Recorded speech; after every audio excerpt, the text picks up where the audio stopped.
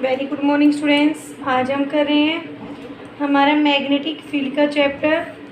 जैसे हम कर चुके हैं, मैग्नेटिक फील्ड क्या होता है, the space around any current carrying wire.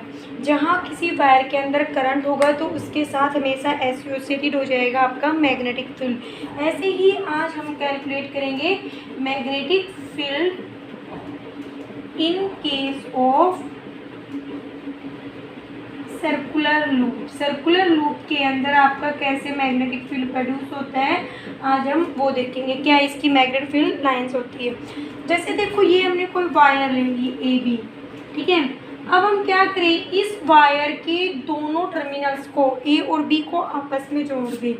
तो ऐसे हम उसको जोड़ सकते हैं। तो देखो, ऐसे ही हमने जोड़ दिया तो यहाँ पे क्या बन गया आपका सर्कुलर।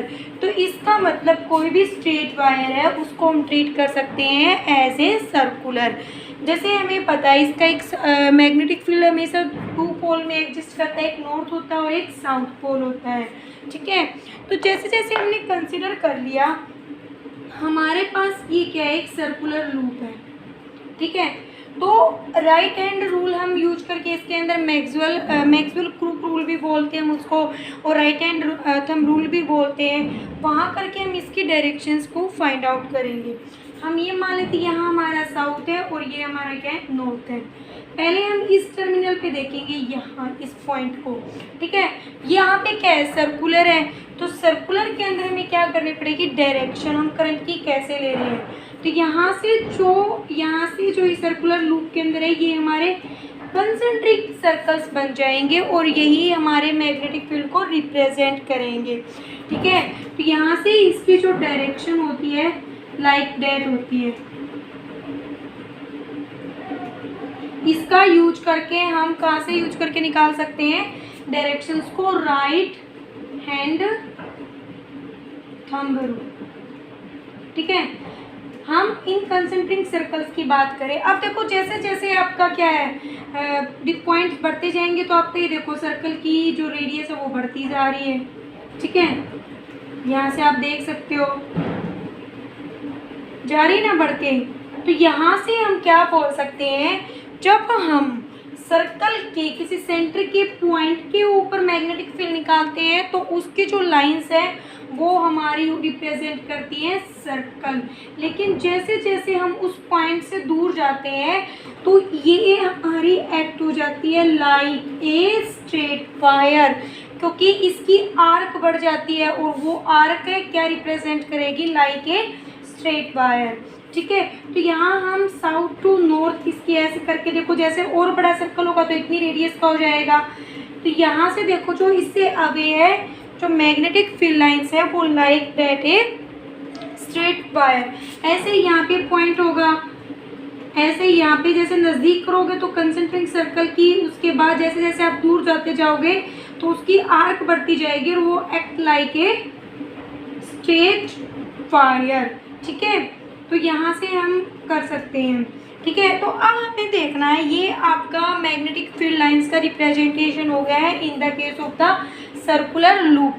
सर्कुलर लूप क्या होता है, एक वायर ही होती है जिसको हमने दोनों सिरों से ज्वाइंट कर रखा है, और जैसे ही हम क्या है उसके सेंटर पे रहते हैं, सर्कल के सेंटर पे रहते हैं, तो मैग्नेटिक फील्ड लाइंस को रिप्रेजेंट करता है सर्कल। फिर जैसे जैसे हम थोड़ा सा उससे दूर जाते जाते हैं तो आपका जो सर्कल है इसकी रेडियस बढ़ती जाती है, जिससे जो आर्क होती है ना, ये वाली आर्क, ये आपकी क्या है, act like a straight wire. देखो, इसके कंपैरिजन में इसकी डिस्टेंस कम है और यहाँ देखोगे तो आप डिस्टेंस ज़्यादा है, ठीक है। उसके बाद स्ट्रेट कंडक्टर के अंदर हम क्या पढ़ के आए हैं, magnetic field is directly proportional to the current. जितना ज़्यादा करंट होगा उसके साथ एसोसिएटेड आपका उतना ही मैग्नेटिक फील्ड होगा। तो यहाँ आप देखो, हमने क्या सर्कुलर लूप लिया है, कंसीडर कर लिया हमने यहाँ पे, consider entrance of concentric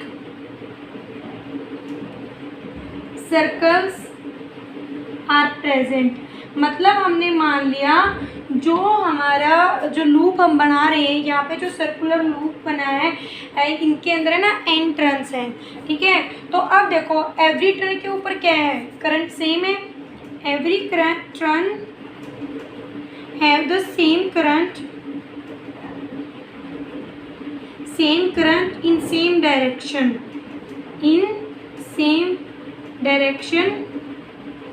that is why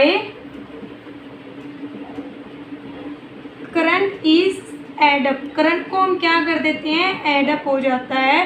तो यहाँ से देखो एक टर्न का करंट कितना है, आई है, तो दूसरी का भी आई होगा। ऐसे ऐसे करके हम n टर्न्स ले रहे हैं, तो n टाइम्स आप टोटल करंट को ऐड करोगे तो यहाँ से आपका आई डैश निकल के आ जाएगा एन आई।